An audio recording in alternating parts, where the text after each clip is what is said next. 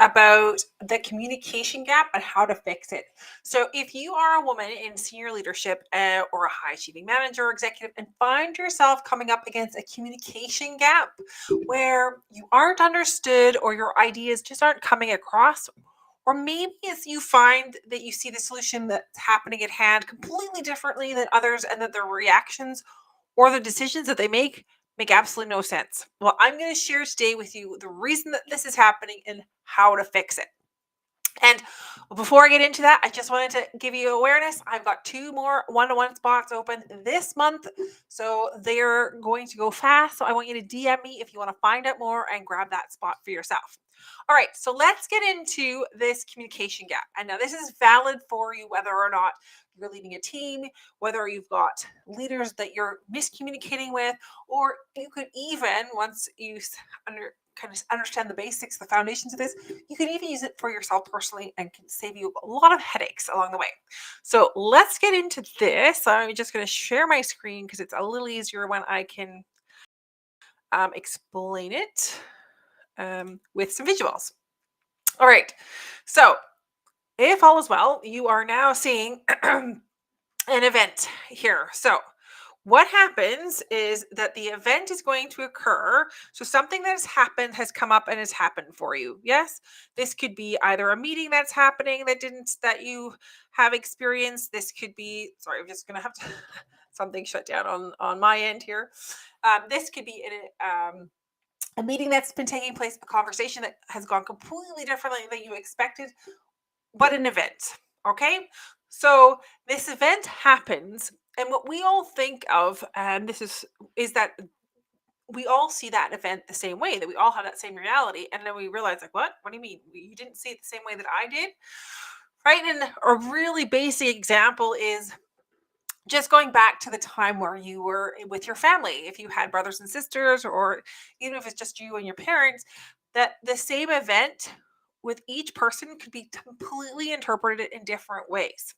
So when this event occurs, what actually happens, and this is where those communications start to kind of fall apart, let's put it that way, is that you're going to have your beliefs and your values, experiences, and opinions are all the filters that event has to go through. And these are things that you cannot see. You can't see this by another person. You can't see this.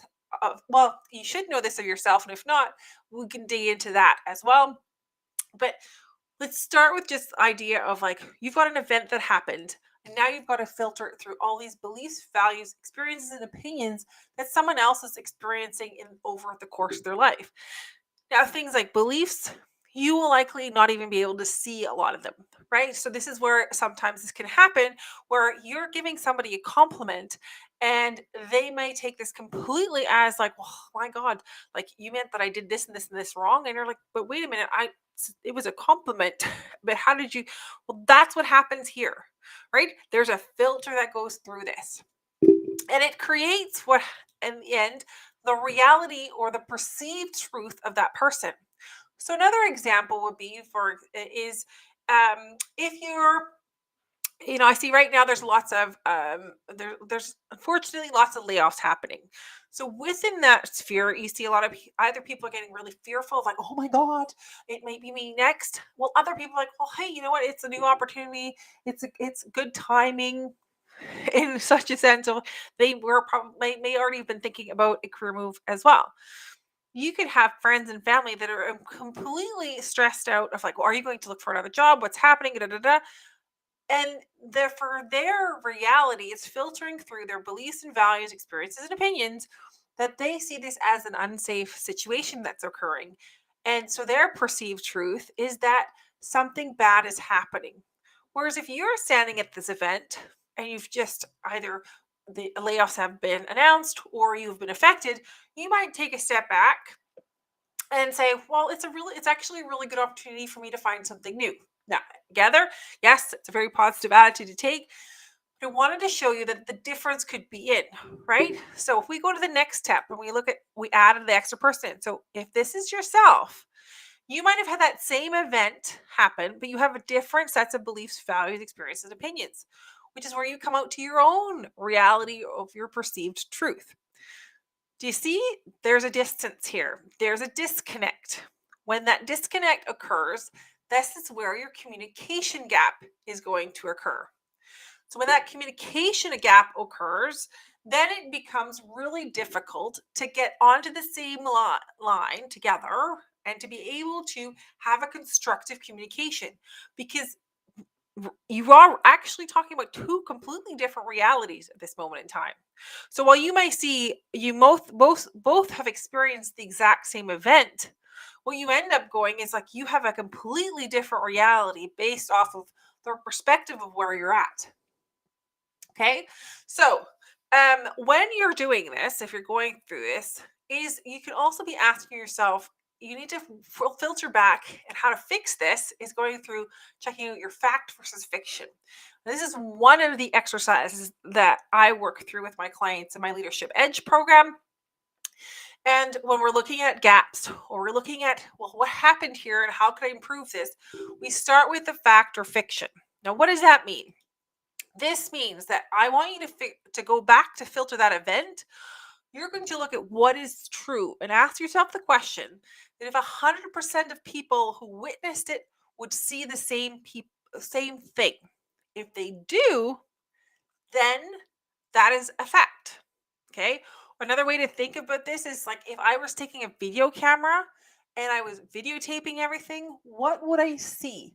Those are the facts. Okay.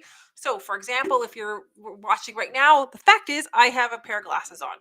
Yeah, we could all argue about the colors because some people might see different shades of red, some maybe different shades of black, but you would all agree that I'm wearing glasses. Okay. You'd all agree that you can see I'm talking into a microphone. So, all of these things are fact. Whether or not, for example, you find what I'm sharing is valuable or not, that is an interpretation that you cannot videotape, or that you can actually get 100% of people to witness. Similarly, you could be talking about a team member's performance. Now, whereas you might be seeing this team member and think, well, they're performing really well, they're a great team member, etc. You might find either your manager or your boss, or possibly your team members, have a completely different perspective of that person. Again, because they have a different perspective and different filters through which they look at that individual. So I'm just going to stop sharing this. I think that concept we've got pretty clear. And let's see where we've gotten here in terms of my there we go. Just had lost the screen where I was streaming this on. Okay, so when you have this communication gap, that is going to make it really difficult. And you see those two different perceived realities in order to bring that together. So you need to find a bridge of how to bridge that.